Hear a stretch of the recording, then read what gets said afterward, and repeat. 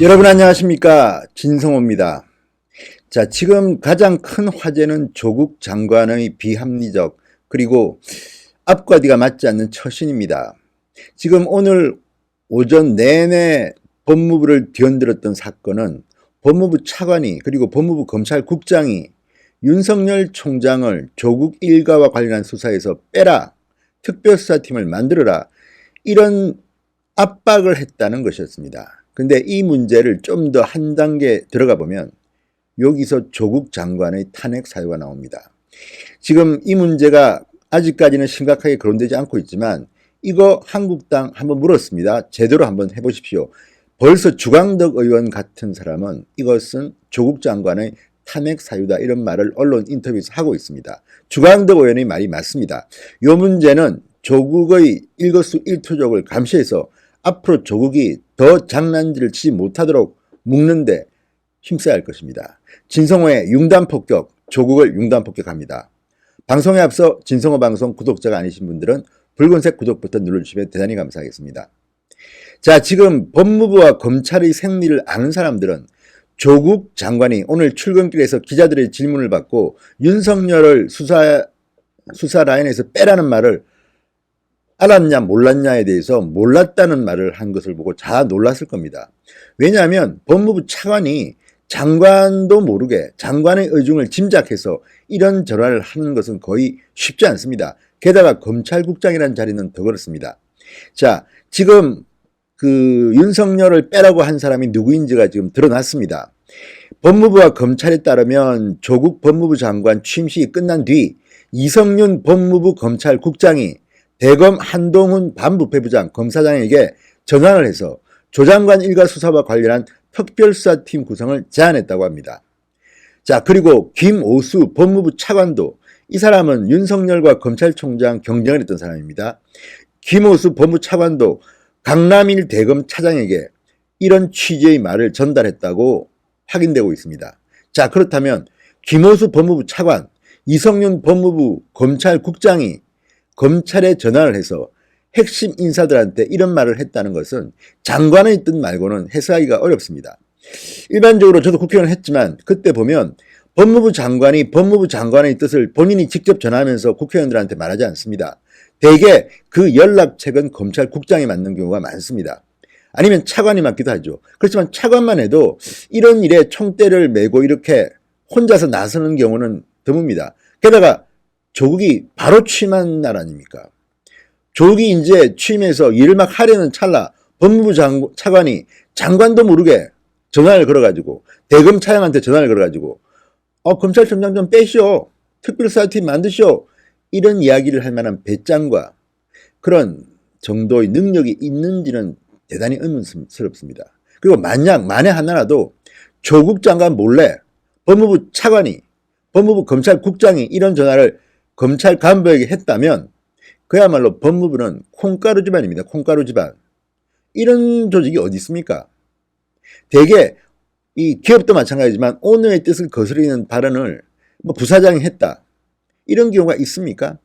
이건 반란입니다. 게다가 더 확실한 것은 지금 이 행위가 장관의 탄핵 사유에 해당할 수가 있다는 겁니다.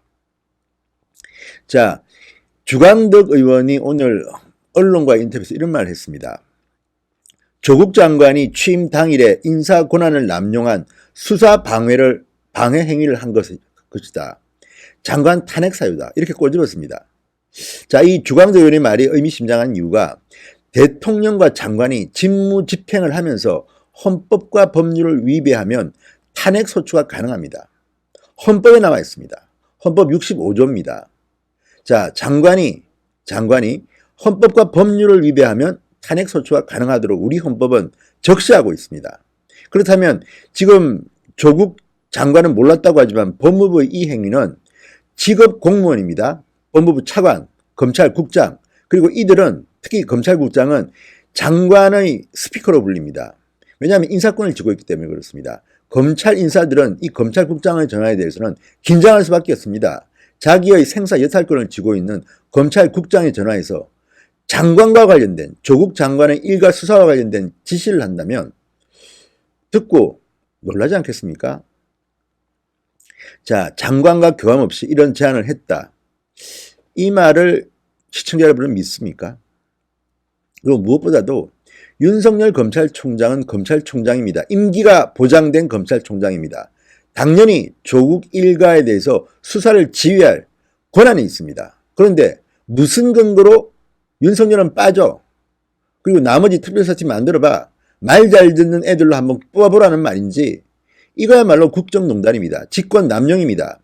이게 박근혜 정권 때와 같은 방식으로 한다면 이건 무조건 직권남용으로 줄줄이 수갑차야 될 일일지도 모릅니다. 이런 일이 지금 백주대낮에 벌어지고 있다. 주광덕 의원이 어젠가요 그런 경고를 한 적이 있습니다. 지금 조국이 장관에 취임해서 인사권을 활용해서 조국 일가를 수사한 사람들을 좌천시키는 듯 인사권을 행사할지도 모른다는 그런 말이 서초동에 퍼지고 있다. 이런 취지의 말을 한 적이 있습니다. 그게 지금 현실화되고 있는지도 모르겠습니다. 지금 윤석열 검찰은 상당 부분 조국 일가의 범죄 의혹을 밝혀내고 있습니다. 압수수색을 30곳 했다, 50곳 했다는 말이 뭘 의미하겠습니까? 법원이 압수수색 영장을 발부해 준 겁니다. 상당한 수준의 범죄 혐의가 소명됐기 때문에 영장을 준 겁니다. 그리고 지금 2명의 핵심 인물이 구속영장 심사를 받고 있습니다. 자, 이들이 구속되면 이제 검찰은 점점 더 진도 올라가겠죠.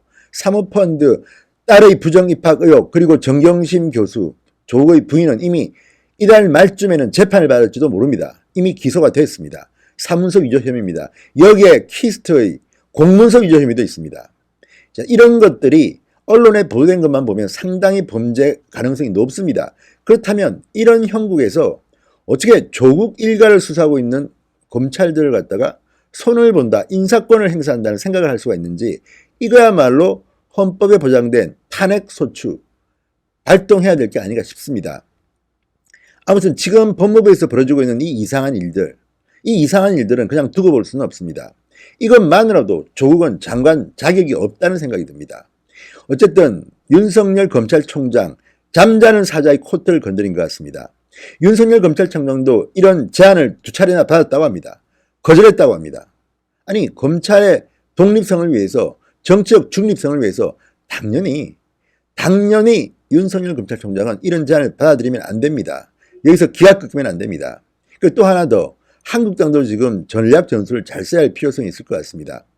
원래는 특검을 강조했지만 특검이 강조하는 이유는 윤석열 검찰 보고 제대로 수사라는 겁니다. 그런데 상황이 이렇게 됐는데 이 상황에서 윤석열이 빠지고 우리가 특검을 하겠다는 것도 조금 논리적으로는 맞지 않을 수도 있습니다. 지금은 윤석열의 힘을 실어줄 수밖에 없습니다.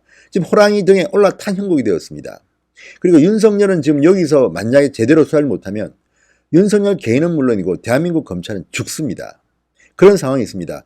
그리고 조국 장관은 법무부 장관입니다. 검찰 인사권과 수사 지휘권을 갖고 있습니다.